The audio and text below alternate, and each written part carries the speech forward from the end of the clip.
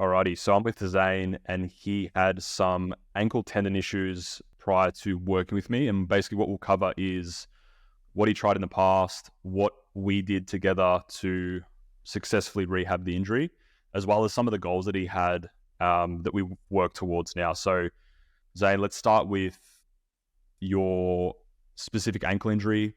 How did it come about? Let's start with that to begin with.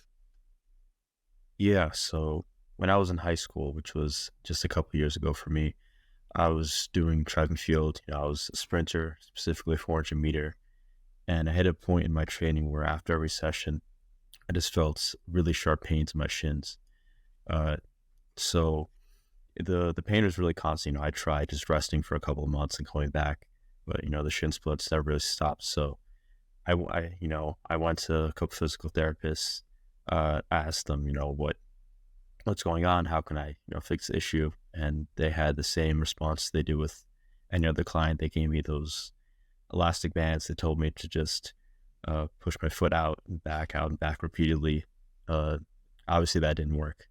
I tried like the insoles, the padding in the shoes. That didn't work either. Eventually, it just got to the point where uh, they were just like, "Oh yeah, there's nothing we can do. You're just gonna have to give up sprinting. You have to give up track." So it was pretty stupid, and I was young at the time, so I was pretty demoralized with the whole thing. But it really just made no sense, thinking that you can't someone someone my age can't sprint and they can't run. It's just a stupid thing. It's the most natural movement. So then I found Jack eventually, and we spoke about what happened, and then he was the one person who really like agreed with me in the idea that not being able to run and sprint and max speed at my age is pretty stupid. So what made that experience really different was that he made a good point of properly diagnosing and understanding, what the actual issue was, because at the time, for me, it was just how I feel this type of pain when I do this certain action, and it was nothing really deeper than that. Mhm. And with so did you get imaging done? Just remind me, did you get imaging done for your ankle when you did see the PTs locally? Yeah, yeah. It was mostly done at the ankle and then the upper shin, and what they said they had, I had calcified calcium deposits in my Yep. lower shin area. And they said that was the reason why I won't be able to run. Yep. And basically, did they say that you could ever get back to doing it based on your conversations that you had with them, or because they were like, obviously, oh, we've got calcifications in the tendons of our ankle. What was their plan after that was found? They just said, "Oh, just clean up your diet, eat more meats and all that stuff, and then eventually somehow, you'll go back to be able to doing it after a couple of years." Okay. They just kept it very vague, open ended. They didn't really Yeah.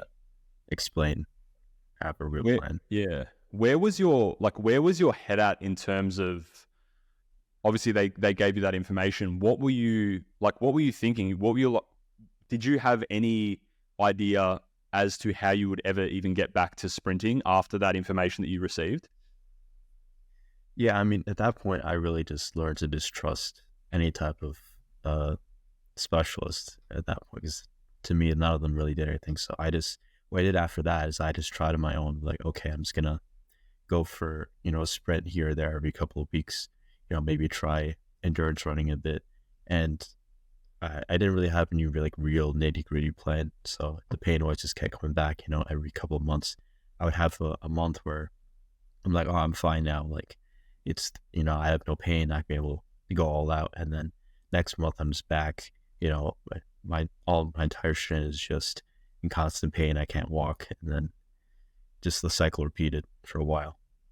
hmm And in terms of, because you and I obviously were speaking on and off just because we've got a lot of mutual friends, what specifically resonated with, or it might be some of the stuff that I post or just the information that I talk about, what specifically resonated with you to firstly just get on a call with me in the first place?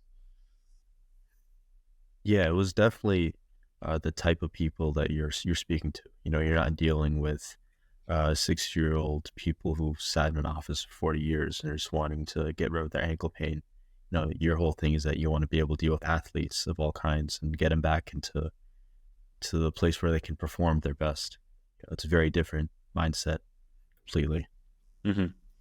And let's cover even just like as you said with mindset, let's cover what the main things that we focused on from the very start around pain and your injury. Like, what's your current understanding of tendon-based injuries, and how did that approach influence what we did together?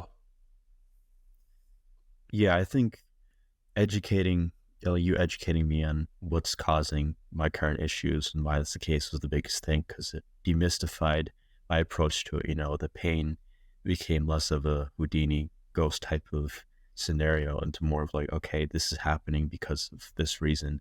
Therefore, I can do this to alleviate that over time. It just brought things back to logic. Yeah. And, it made me trust the plan more and trust the workout sessions. Yeah.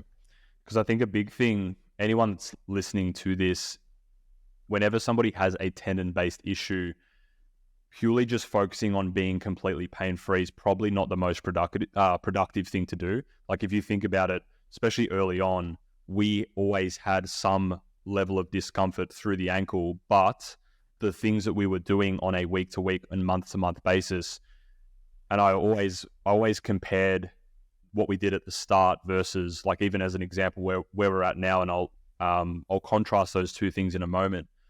But just making sure that you're focusing more on your functional capacity. And that's why anyone that I work with, they need to have those longer term goals. Let's cover, like, when we first started discussing what your longer term goals were, what would you say the big ones were around sprinting and things of that nature? Yeah, my main goal always was to get better at the 400 meter. My PB at the time, before my injury, was around like a 56, 57 meter. I always wanted to get down to below a 52 second 400 meter. So that was always my goal, to get around that time. Yeah. And you're obviously also interested in the 200 as well. What were you, just so everyone's aware of, like, your starting point, you weren't doing any sprints at all when we first started work together, were you? No, I really just wasn't able to. Yep. I couldn't go above like 80% without feeling some type of painful feedback. Let's discuss how we started, because obviously we didn't get you straight into sprint work from the get-go. What did we start doing at the very, very start of the process to start integrating some of that load that tendons require that closely simulate sprint-specific load? Yeah, I mean, it started out very, very small. I remember doing like hop and skips and this other mobility type drills. What else did we do? Like those drills where you had me hop back and forth between each leg, just building up that strength and the ankle. There's a lot of very, very small things which you won't actually feel any type of like fatigue or soreness, but they do build up the strength in the ankle. Because I think a common thing that I see in a lot of physical therapy for tendon issues, especially if you are wanting to get back to sprinting, is there's just like the slow calf raises, which are great. You obviously need to build that capacity through the lower limb, but there's also the speed element and doing the smaller jumps that we worked on, the hops, stuff like that early on. It's just a very, very easy way to gradually, because we could have got you to do the exact amount of sets and the exact amount of reps. It's a very controlled starting point, and then we test whether or not you can tolerate that from a pain standpoint, and then we build on from there. And if we compare that to, as an example, the plan that we just went through, let's cover like what you're doing now from a training standpoint, gym and sprint stuff included. Like, what's a typical week look like for you? Yeah, so Monday it's usually like an acceleration type day. So I'm running, 30 meters for 8 repetitions, pretty much back building up to full speed that time. I'm also lifting that day earlier in the morning, doing stuff in the gym, stuff that's actually useful for me. It's not just a bodybuilding type of workout plan, and then sprinting, everything works in unison. So That's just on Monday. And then on a Wednesday, usually doing some type of top speed work. Uh, it's building up top speed right after, very similar to acceleration, but I'm just holding that top speed for a while. And then the extensive tempos were we were doing those 300-meter distances, 400-meter distances, and we're doing like 300 meters, 400 meters, 200 meter, and it's a full workout. It's a lot of distance covered, but Hmm. I'm doing it, be able to do it, work out hard in each of them, no issues whatsoever. Hmm. And a big proponent that I like to try and integrate when I am working with an athlete is having it not feel like rehab. So I know, as an example, early days you were doing like the banded ankle and tendon sort of loading stuff, which I find very hard to comply with when I was an athlete myself, doing those sorts of exercises. Did you find that, because obviously we didn't just give you a protocol for your ankle, we completely program your upper body lifts, lower body lifts, everything in between. Did having that more holistic approach make it feel less like you're basically broke and you're doing all this rehab stuff? Did it feel more just like you were training as an athlete? Yeah, 100%. Like it made me feel like you just said, training as an athlete, because when you're doing all that banded stuff, it doesn't feel like work, and you just don't want to do it, and you don't believe in it whatsoever.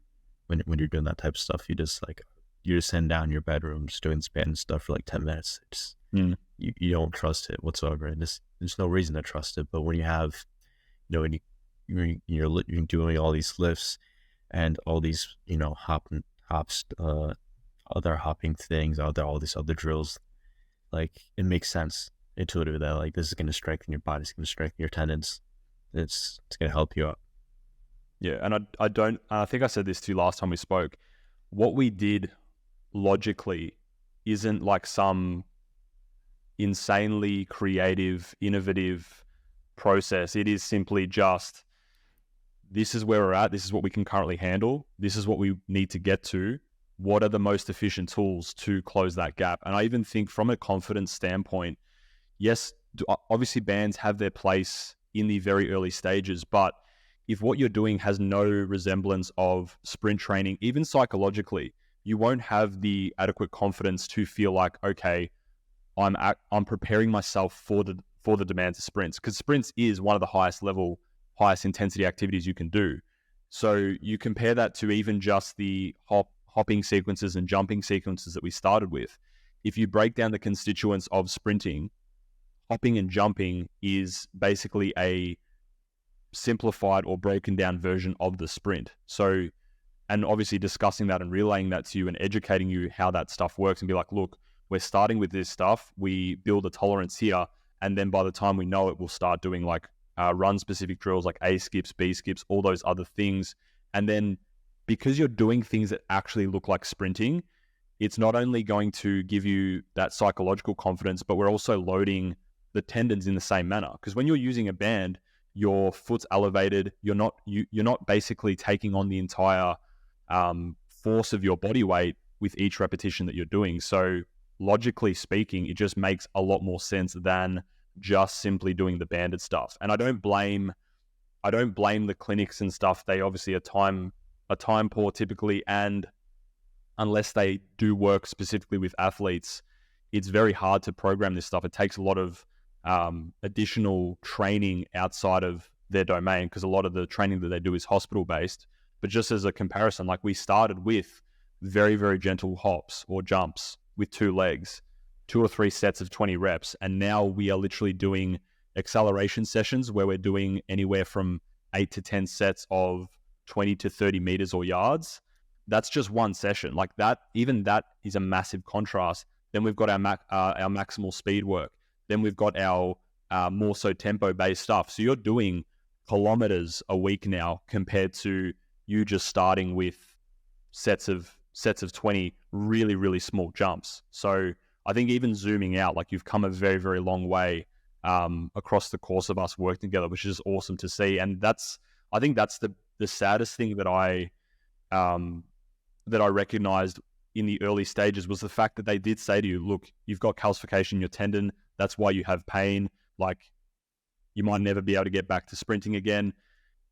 Anyone that tells you that you can't get back to something, that just doesn't sit very well with me as someone who is more of a movement optimist. And at your age as well, imagine telling someone in the prime, not even at the prime of your life, like you're approaching the prime of your life, oh, you can't express and push yourself to the limit. Like as a male, you want to always, you've got most guys have that physical drive if you're that way inclined and you enjoy training to push your body to the limit. So taking that away from someone because you're a specialist that probably has never programmed any athlete training in their lives is just absurd. And like it's sad how many times I hear that pop up time and time again. And that's the exact experience that you had, wasn't it? Yeah, it was just extremely stupid. At the time, I wasn't even 20 years old, and you had people telling me it's like, "Oh, you're never gonna be able to sprint at full capacity." And it was, it really just like pissed me off. It was like, I was angry, like, "Oh, I can't like my body handle this." Like, so, I mean, yeah, it's like you said, it's a natural feeling. I just want to be able to push myself when I'm doing, athletic performance. Yeah. And what would you say your where would you say your mindset is at in terms of just when you first started and when we didn't discuss and talk about the intricacies of injury, where's your mindset at around injuries now? Like how do you think of an injury, or even just like your ankle injury specifically? Like what's your mindset around that area of your body now?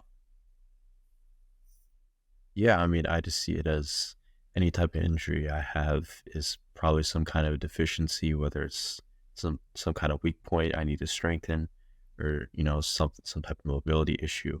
It's not just something it's like, oh, it's just some pain that's never going to go away. There's like a logical reason as to why that's happening, and there is a way to build back up, and strengthen that area, or get it in a way where you can go back to slowly building up back to what you want it to do. Mm-hmm. And did you find understanding pain itself, did you find that a helpful component of the process as well, compared to your previous understanding of how pain and injury works as a combination? Yeah, because like you said earlier, like when we first started doing this type of stuff, we actually had you actually gave me a sheet that just explained like certain pain thresholds, and then you told me like if you experience any type of pain or discomfort within a certain threshold, like I think it's about up to 30% of how bad it could potentially feel, like don't even let me know, which is extremely useful, because especially in those first couple of months, like you do feel a bit of pain, and back in my thinking, oh, here it comes again. But I remember you saying it's like just keep working through it, working through the workout plan. It's nothing to be worried about, and that was the case. Yeah, just a little bit, you feel that pain coming in, and then in the back of your head, like, all right, it's nothing, just don't worry about it now. Yeah, we'll just keep working through it, and eventually it'll just go away. It'll become an afterthought. Mm-hmm. Yeah, and I think that's something that probably stalls so many people's plans, is because they are so heavily focused on whether they've got pain in that area all the time, instead of, because like I said, when in the very start of the process, the focus was from day one, how can we get you back into sprinting? It wasn't, oh, how much pain do you have today? How's your pain levels feeling? How's your pain levels feeling? And like you did say, I said, if it's within a certain threshold, I don't want you to think about it. I don't want you to report it to me, because when we're keeping that front of mind, even psychologically, it's going to have a bigger impact on the injury rehab process, versus understanding that tendons can be sore for up to 5 years for some individuals. So what do we do then? Do we just like sit on the couch for 5 years and wait to be pain free? It's like, absolutely not. If we have the same levels of pain now, but we're doing 10, 20, 30 times the amount of work that we were doing prior, you're stronger. Like you're actually rehabbing the joint. So that's why I think that's probably the biggest differentiating factor, is because I can spend so much time with the athlete and discuss these things. It has a huge impact on everything that comes after that. Because if we just focused on pain the entire time, then you might have felt that you weren't actually improving, versus us comparing what you were doing even month 1 to month 2 and showing you the biggest, like the discrepancies in the amount of work that you can tolerate whilst having the same amount of pain. Like that's huge, especially for tendon-based protocols, which is just something really important to note. Another thing as well is, and this is just out of curiosity for me, obviously you and I did this completely remotely. There was no obviously coming into a clinic and doing in-person assessments, anything like that. First question would be like, do you prefer having more of a streamlined process where I obviously programmed everything for you? A lot of it was like you sending me videos, me giving you feedback on those videos, having all of your stuff programmed on the app, you not having to travel and commute to a clinic, things like that. How did you find that? What are the pros and cons of both processes? And were there certain things in the way that we did things just from a remote/online fashion that you prefer versus more of the traditional way of doing things? Yeah, I mean, it's actually surprising considering you would assume that in person makes a huge difference, but it actually really didn't.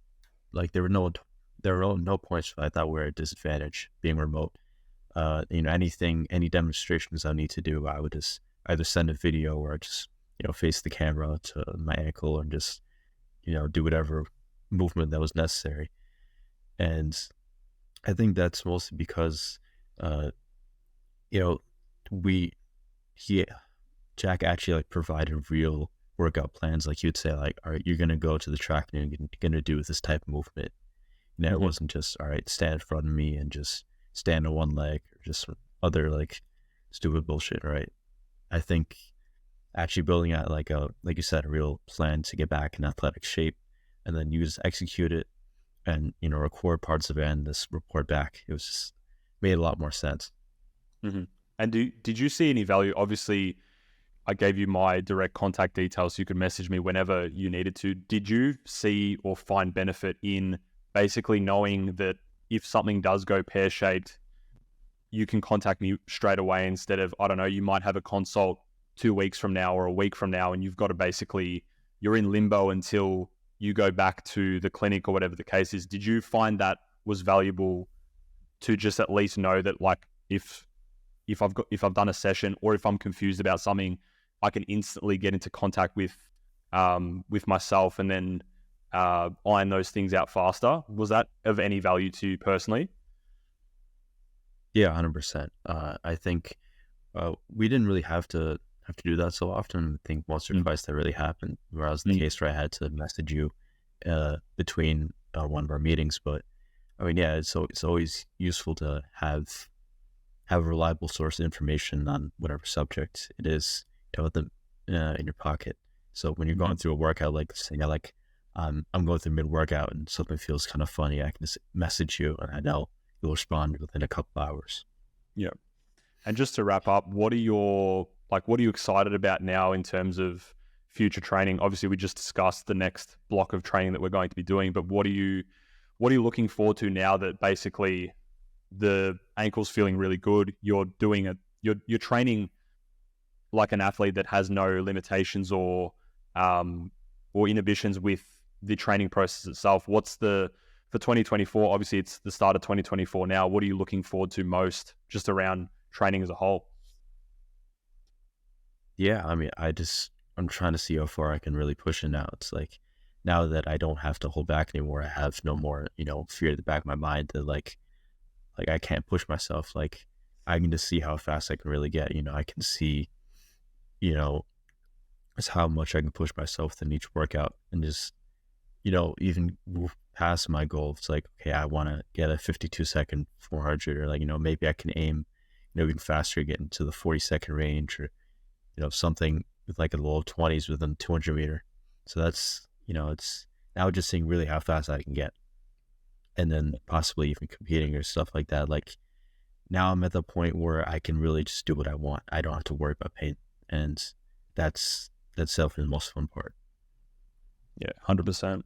Yeah, and I think just concluding, obviously you can build out the best plan in the world, but if the athlete that you're working with or the client that you're working with doesn't actually follow it, it's never going to work. And that's obviously never been the case with you. So even just to wrap this up, I really appreciate the fact that you, number one, trusted me with building out a plan for you in the first place. Because I know, like, if you've been told by specialists you won't be able to do this again because you have a literal structural change in your tendon, that can be a big mental hurdle to overcome. So firstly, appreciate you actually trusting me in building out a successful plan for you. And number two, you actually going through the process and me not having to chase you up and being like, oh, like, why haven't you done this session? Why haven't you done this? That's never been the case. And that's, like, honestly been one of the most smoothest processes with you, because I think we've only, like you said, we've only had one or two times where we've had to tweak the plan slightly because we've had a bit too much of, given you a bit too much work too soon. So it's been a super smooth process, and that's a credit to just your discipline and actually knowing that there's work that needs to be done and doing it without me having to get on your back whatsoever. So, like, that's the ideal person that I really enjoy working with. And that's something that there's guys that I had to work with in the past that I'd have to, like, really basically hound them and get on their back about stuff, which I don't do anymore. It's like, if you're not willing to put in what it takes to get the results that you want, there's no point even contacting me. But yeah, I think to just conclude, just a massive thank you to you as well for actually going through the process and trusting the process as well. Because health, like, when I'm working with someone, I take their health very, very seriously. So massive appreciation for that, brother. No, I appreciate it, man. Thank you so much for that. Like, at the time, it was just, we started a year ago. I was in a completely different shape regarding, my training and my thought process behind it. But, in the past years, flipped completely, and I have you to thank for that. And I think, anyone listening, just like Jack said, like, if you really are serious about, like, your issue and you actually want to get it solved, like, it'll happen. As long as you're not, like, as long as you're actually going for something you really want, like, you're going to be able to get it solved within a year or less.